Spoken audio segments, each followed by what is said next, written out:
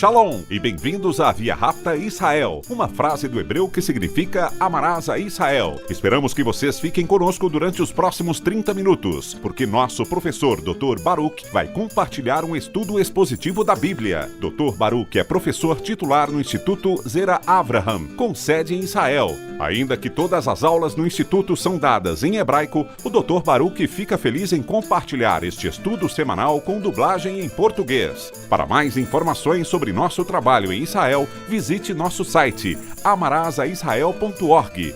Fiquem agora com o Dr. Baruch e a aula de hoje.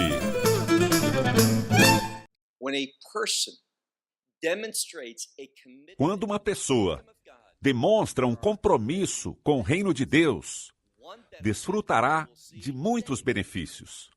Um desses benefícios é o discernimento divino, que é o que veremos hoje. Ou seja, que quando você faz com que o reino de Deus seja prioridade na sua vida, uma das coisas que Deus fará por meio do Espírito Santo é que Ele te dará visão. Falo sobre uma perspectiva de reino com discernimento para tomar decisões, que não só será de bênção para mim nessa era, mas também depois de terminar esse mundo, quando acabar nossa vida e entrarmos ao reino dos céus. Já vimos, uma e outra vez, justamente isso. Como de uma forma reiterada, o Messias ensinava sobre o reino de Deus, para que possamos entender quão vital e importante é a verdade do reino para a nossa vida. E se não estamos totalmente comprometidos com o reino de Deus, não tomaremos boas decisões, nem teremos discernimento para entender o que se passa em nossas vidas e como responder a isso. Dito isso, peguem suas Bíblias e me acompanhem ao livro de Mateus, capítulo 13. Livro de Mateus, capítulo 13.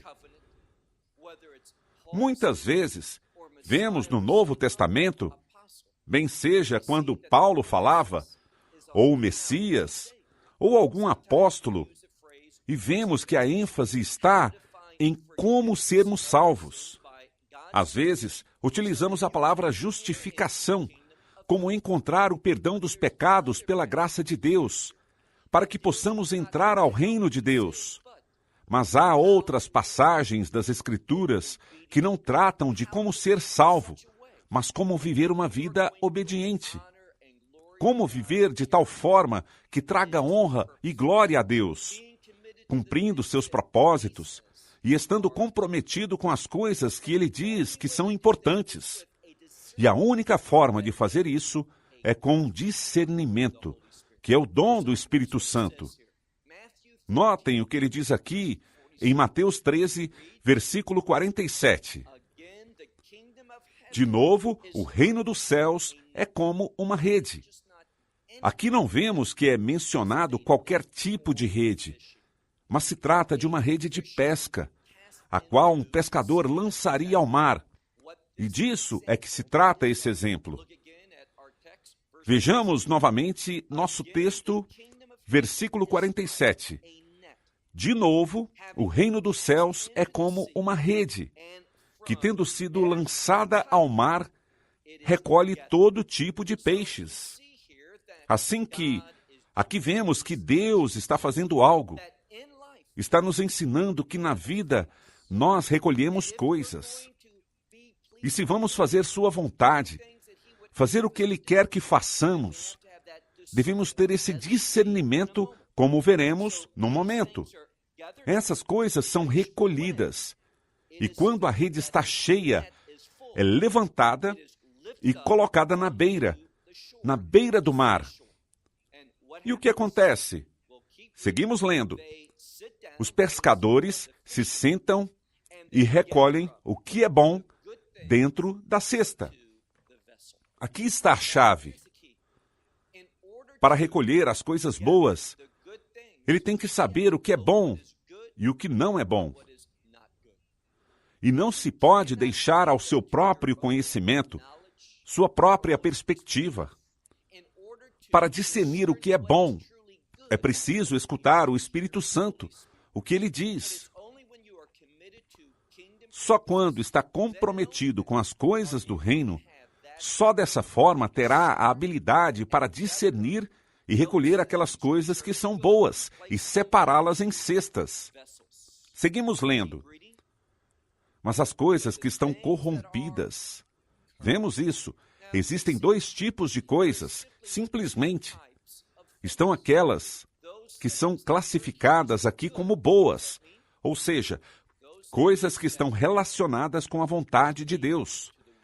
E as outras coisas, a palavra aqui significa que estão corrompidas, significa que estão apodrecendo, que não irão durar muito tempo. Essa é a situação. Na vida, você está se esforçando, trabalhando e fazendo coisas, mas o problema é que a vasta maioria das pessoas está se esforçando, trabalhando, obrando e se consumindo por coisas, perseguindo, focando seus desejos em uma situação determinada para poder cumprir o que querem para realizar os seus objetivos. Mas esse é o problema. Com muita frequência, para a grande maioria das pessoas, o que estão perseguindo, o que têm em suas mãos, são coisas que estão apodrecendo. Coisas que realmente não vão durar e que não têm nada a ver com o reino de Deus. E, portanto, o que Paulo diz a respeito disso? Ele diz em Coríntios, capítulo 3, que as pessoas que pensam assim, sem discernimento, sofrerão uma grande perda. Essa é a verdade bíblica. Quando você estiver diante de Deus no dia do juízo, e veremos que o juízo sempre estará fundamentado nos ensinamentos do Messias, é muito triste, é infeliz, é um erro arraigado numa forma de pensar equivocada. Quando as pessoas não pensam no juízo dizendo, chegou a graça de Deus e já não haverá juízo. Isso é uma mentira. Sim, com certeza, teremos um dia de juízo que virá. E se você tem discernimento, se você tem mentalidade de reino, esse dia de juízo não será um dia de perda, mas de recompensas. Será um dia para receber, mas para quem toma decisões mundanas, não decisões de reino, mas mundanas, esses indivíduos sofrerão perdas. Esse será o pior dia para eles, um dia que os conduzirá a uma eternidade de algo. Do que seria? Seguimos lendo. Alguém que tenha discernimento recorre às boas coisas em cestas, mas aquelas coisas corrompidas as joga fora. E aqui a ênfase está no fora. Seguimos lendo aqui o versículo 49. Assim será no final, quando chegar a esta era, ao seu fim, a sua conclusão. Assim será no final dos tempos. O que acontecerá? Os anjos sairão e separarão os maus dos justos. Ouçam isso. Vemos que há duas classes de produtos. Aqueles que são bons, conforme a vontade de Deus, e aqueles que estão corrompidos, que não têm uma qualidade duradoura, que apodrecerão e se perderão para sempre. Não construa sua vida perseguindo coisas que, segundo a perspectiva do reino, são lixo. Estão nesse estado de putrefação. Não durarão. Da mesma maneira, ele diz que no final dos tempos, na consumação desse mundo, os anjos sairão e farão algo. O que as Escrituras dizem?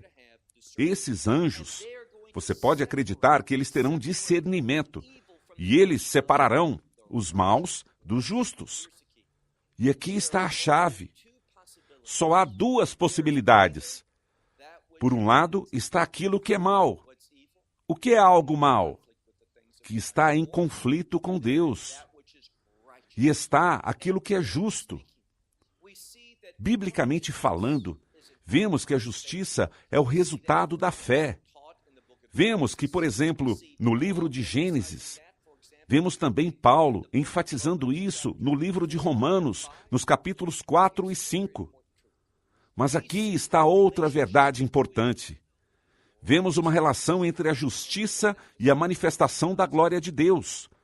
E quando a glória de Deus é manifestada, aqui está a chave. Coisas boas e bênçãos acontecem.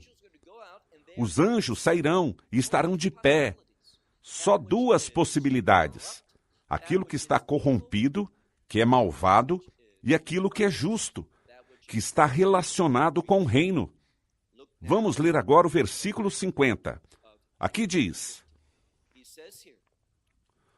e eles os lançarão na fornalha. Essa é claramente uma referência ao juízo. Há um juízo literal. Aqueles que estão corrompidos, aqueles que são malignos, aqueles que não são parte do reino de Deus, o que vai acontecer com eles? Os anjos os reunirão e os lançarão. Onde? Os lançarão na fornalha de fogo ardente. E o fogo, com muita frequência, tem a ver com o dia do juízo de Deus. E esse juízo não é por um tempo determinado, mas é para sempre e sempre. Por isso, passará a eternidade em um desses dois lugares, ou seja, no meio de um fogo eterno ou no reino de Deus. Posso te dizer uma coisa, sem temor e sem a menor dúvida. Eu sei que isso é um fato. Não haverá ninguém que entre ao reino dos céus, que se arrependa de estar ali, e não haverá ninguém que esteja experimentando esse juízo de fogo que sofra eternamente, com grande arrependimento, por haver tomado uma terrível decisão, por ter rejeitado a mensagem do Evangelho, por não ter tido mentalidade de reino e ter amado o Rei desse reino, o Messias e Yeshua, Jesus Cristo, o ungido. E por que ele é o ungido? Porque foi enviado por seu Pai Celestial para nos dar a salvação, para entregar sua vida, de maneira que possamos ter vida eterna. Assim que haverá pessoas que serão lançadas à fornalha de fogo ardente. Onde haverá? Qual será seu destino eterno? Daqueles que não tiveram discernimento e que não tiveram mentalidade de reino. Esse será o choro e o ranger de dentes. É interessante porque ranger de dentes está em modo definitivo. O que isso significa? Bem, essa modalidade definitiva significa que há um ranger de dentes específico, associado com o juízo eterno de Deus, e você não vai querer ser parte disso. Bem, avancemos ao próximo versículo. E Yeshua lhes disse: vocês entendem essas coisas? E deixe-me dizer que você necessita entender essas coisas. Essas coisas devem ser o fundamento da sua vida. Por isso ele disse a eles: vocês entendem essas coisas? E eles disseram: sim. E prestem atenção à seguinte palavra. Se você está usando uma tradução com base em um texto grego defeituoso, a palavra não estará ali. Mas se está usando uma tradução baseada no texto grego apropriado, não é somente sim, mas sim, Senhor. E aqui está a chave. Quando uma pessoa tem mentalidade de reino, reconhecerá a Yeshua, a Jesus como Senhor. E ele se converte no centro de sua vida e seu objetivo é servi-lo, agradá-lo. E sabe o que é o maravilhoso disso? Que quando você o faz, o resultado será gozo. Gozo nesse mundo, mas ainda mais importante, gozo na eternidade. Por isso lhes pergunto, vocês entendem essas coisas? Essas coisas que têm a ver com o reino? E eles responderam, sim, Senhor. Versículo 52. Por essa razão, todo escriba, prestem atenção a isso. Os escribas, na sua maioria, não temos tempo para aprofundar em quem eles eram. mas eram experts nas Escrituras. E se você é um expert nas Escrituras e está adequadamente treinado, entenderá as coisas do reino. Recordem, já falei sobre discernimento desde o princípio, e aqui está a origem, as bases dessa doutrina de discernimento e mentalidade de reino, porque dizem, por essa razão, todo escriba que está treinado no reino dos céus é semelhante a um homem, não a qualquer homem, mas a um homem que é o dono de uma casa. Esse homem se refere ao dono de uma casa, mas entendam sua implicação. Significa alguém que tem autoridade. É dono de algo. E ao ser dono de algo, tem uma responsabilidade e autoridade. E o que esse homem faz? Notem o seguinte: é semelhante a um homem, o dono de uma casa, que tira do seu tesouro. Essas são suas possessões, tudo o que tem. Ele tira do seu tesouro o novo e o velho. É muito importante que entendamos o que está sendo dito aqui. Ele tem discernimento para diferenciar o novo, e por certo, se você estuda bem o Apocalipse, encontrará algo que é verdade não só ali, pois é referido de forma clara nesse livro, mas também é ensinado em outros lugares, como em Jeremias 31. Essa palavra novo está relacionada com o reino. E a palavra velha está relacionada com o mundo. Assim que o que nos diz é isso, que todo escriba, toda pessoa que entende a palavra de Deus, que foi treinada, como diz, treinada no reino de Deus. Se trata de uma pessoa que logrou, possui esse dono, e é capaz de tirar de seu tesouro e discernir entre aquilo que é novo, relacionado ao reino, daquelas coisas que se relacionam com o mundo. Ele tem discernimento. Vejamos agora o versículo 53. E aconteceu que quando Yeshua terminou essas parábolas, e recordem que as parábolas são mensagens que contêm sabedoria, uma curta declaração que está cheia de uma sabedoria que deveria governar sua vida, dirigir sua vida. Assim que aconteceu que, quando Yeshua completou essas parábolas, ele se foi, se retirou dali. E ao chegar, prestem atenção, ao chegar em sua própria região, essa é a área de sua infância, de onde ele veio. Por isso, ao chegar à região de onde ele veio, começou a fazer algo. Diz que ele estava ensinando. E preste muita atenção. A gramática aqui está no modo imperfeito. O que isso significa? Que veio ensinando no passado e está ensinando no presente. Mas este ensinamento já não continuará. Chegará ao seu fim nesse tempo. Entendam isso. As coisas têm um final. Essa é uma oportunidade para que você possa fixar teu olhar na palavra de Deus, ler as Escrituras. Não é sempre que você terá essa oportunidade de ouvir a palavra de Deus e responder a ela. Aproveite essa oportunidade. O que ele fez? Estava ensinando a palavra de Deus nas suas sinagogas, de maneira que, prestem atenção, eles estavam assombrados. Escute o que dizem. Eles tinham ouvido pessoas pregarem anteriormente.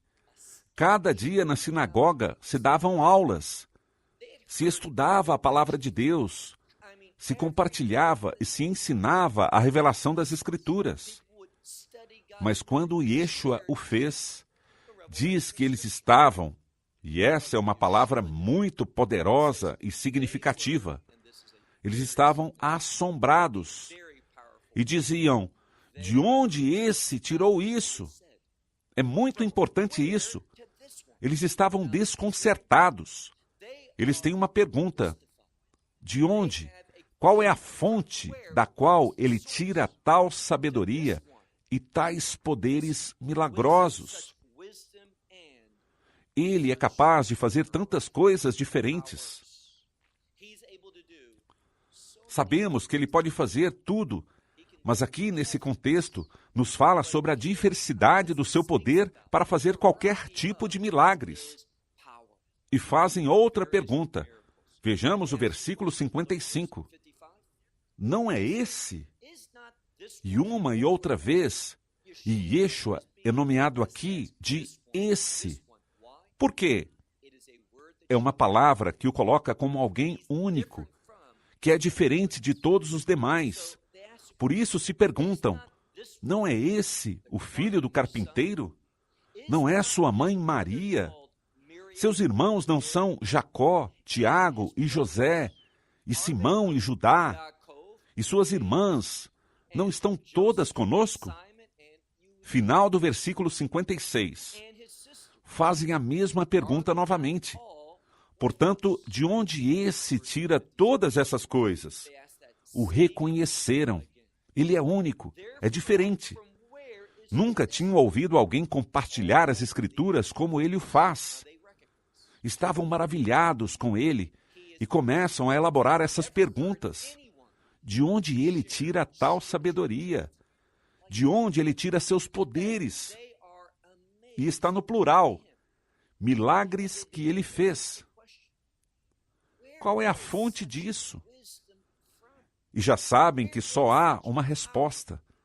Uma que identifica quem é ele.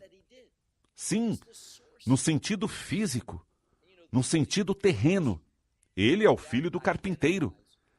Mas a sua identidade, ouçam bem isso, ele é Deus, e para sempre será Deus. Isso nunca muda. Completamente homem, completamente Deus. Ele é o Filho de Deus Altíssimo. Isso fala da sua divindade. De onde vem seu poder? De onde vem sua sabedoria? Vem de Deus, o que se relaciona com sua identidade. E escutem algo que é muito difícil de entender.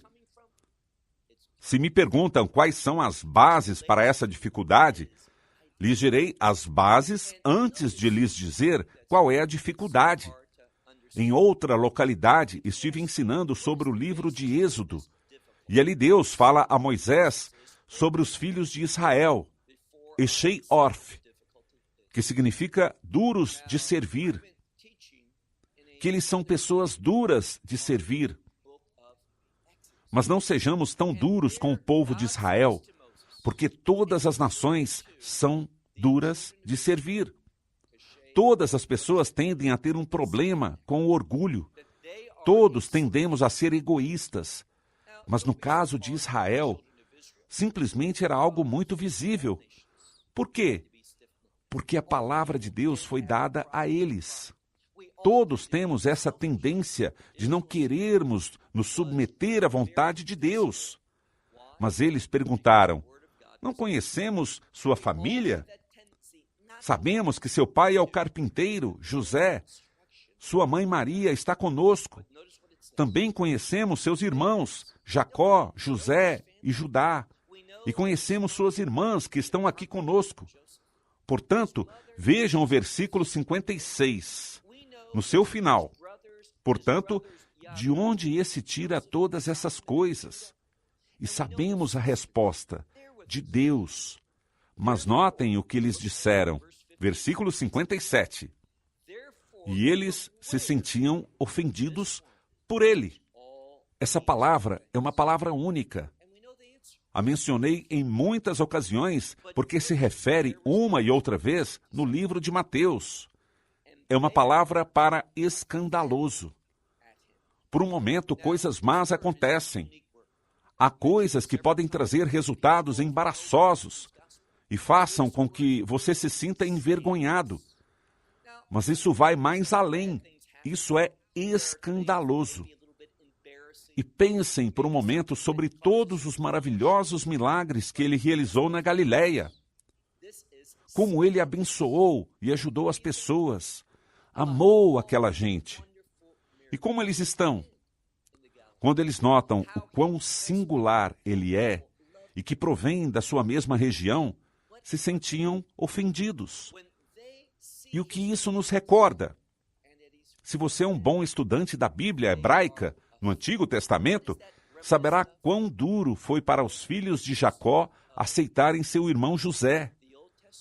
Os sonhos que ele recebeu, a revelação e como Deus o quis usar.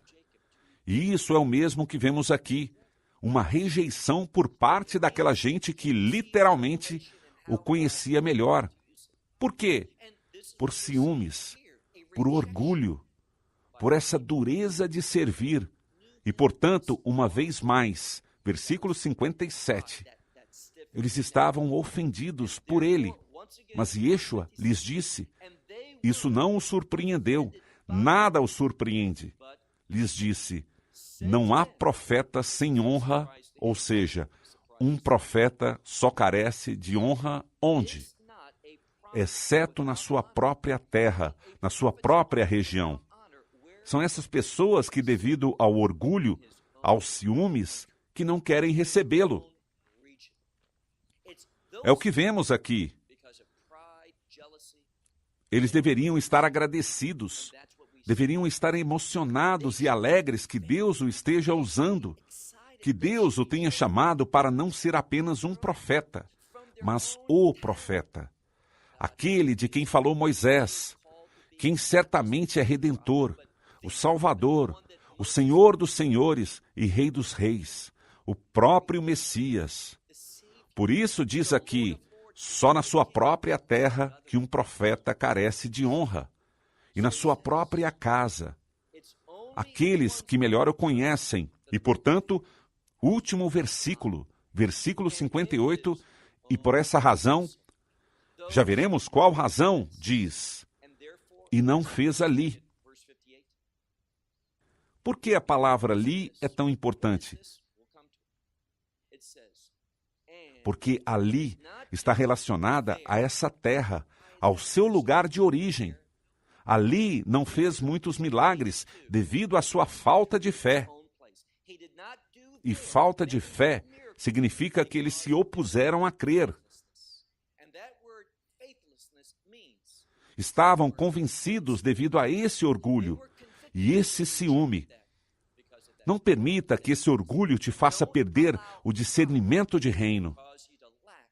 Shalom, desde Israel. Shalom from Israel. Esperamos que você tenha desfrutado da aula de hoje e que possa compartilhá-la com outros. Te convidamos a participar e nos acompanhar a cada semana, a esta hora e por este canal, em mais um episódio de Amarás a Israel. Para mais informações em português, visite amarasaisrael.org, onde encontrará muitos outros estudos realizados pelo Dr. Baruch. Até a próxima semana. Que Deus, nosso Messias e Yeshua, nosso Senhor Jesus Cristo, te abençoe durante a sua caminhada com Ele. Shalom, desde Israel.